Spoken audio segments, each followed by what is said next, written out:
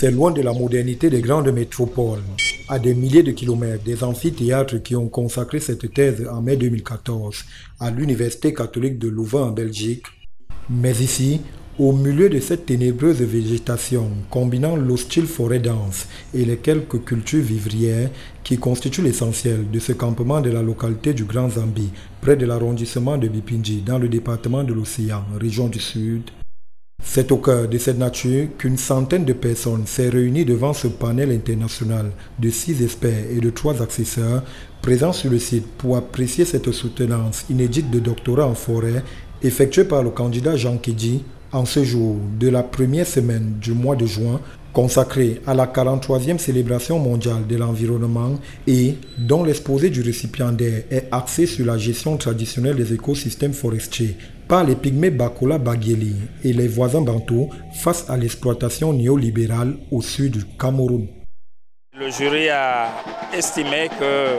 le travail est innovant, le travail est engagé, pragmatique. Nous sortons des sphères de consécration de thèses purement théoriques pour embrasser la dimension praxéologique de la science au service des communautés.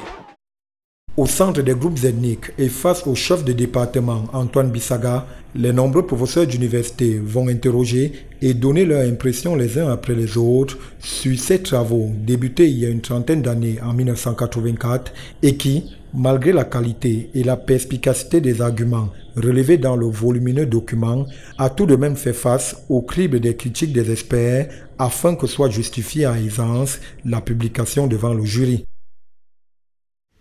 Rester